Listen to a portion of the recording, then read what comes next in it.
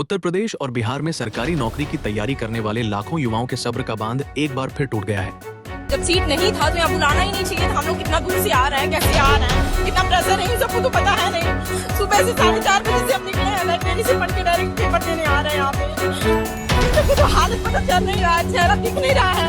लड़कों के बोलने से जब कुछ हिल नहीं रहा है तो लड़कियों के बोलने से क्या हिल।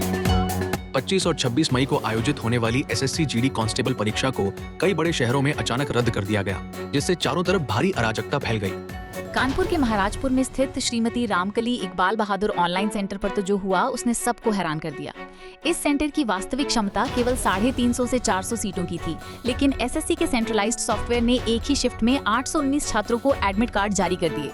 जब क्षमता से दोगुने छात्र भीषण गर्मी में परीक्षा देने पहुंचे तो कंप्यूटर कम पड़ गए और मेन सर्वर पूरी तरह क्रैश हो गया। ठीक इसी तरह की गंभीर तकनीकी खराबी लखनऊ के सिटी मॉडर्न एकेडमी, प्रयागराज के आईटेक जोन और बिहार के मुजफ्फरपुर सेंटर पर भी देखने को मिली, जिसके बाद चारों शहरों में परीक्षाएं रद्द करनी पड़ी। क्या ये सिर्फ एक साधारण सॉफ्टवेयर एरर है या इसके पीछे प्राइवेट वेंडर्स का कोई बहुत बड़ा सिंडिकेट काम कर रहा है? इस पूरे नेक्सस का पर्दाफाश करने वाला हमारा स्पेशल खोजी वीडियो यूट्यूब पर लाइव है। उसे देखने के लिए नीचे दिए गए रिलेटेड वीडियो लिंक पर अभी क्लिक करें।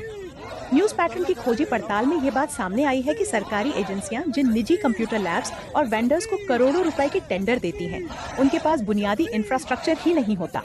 न तो उनके पास कोई बैकअप इंटरनेट लाइन होती है और न ही लोड संभालने वाले सर्वर एरेस। यह अव्यवस्था भारत के प्रतिस्पर्धी परीक्षा तंत्र की उस कड़वी हकीकत को दर्शाती है, जहां छात्र सिर्फ एक नौकरी के लिए साल भर अपनी खुशियों की आहुति देते हैं। 48 लाख से ज्यादा उम्मीदवार महज 25,487 पदों के लिए संघर्ष कर रहे हैं, लेकिन डिजिटल इंडिया के इस दौर में हम एक पारदर्शी परीक्षा तक आयोजित नहीं करवा पा रहे हैं। हताश और निराश छात्रों का गुस्सा सड़कों पर फूट पड़ा है। कानपुर प्रयागराज नेशनल हाईवे पर घंटों चक्का जाम रहा और पुलिस को भीड़ को नियंत्रित करने के लिए कड़ा रुख अपनाना पड़ा। हालांकि एसएससी ने आश्वासन दिया है कि प्रभावित छात्रों को नए सिरे से एडमिट कार्ड जारी कर परीक्षाएं दोबारा कराई जाएंगी। नीट परीक्षा में हुई गड़बड़ियों के बाद अब एसएससी की इस भारी लापरवाही ने देश के शिक्षा मंत्रालय और नेशनल टेस्टिंग सिस्टम पर गंभीर सवालिया निशान खड़े कर दिए हैं।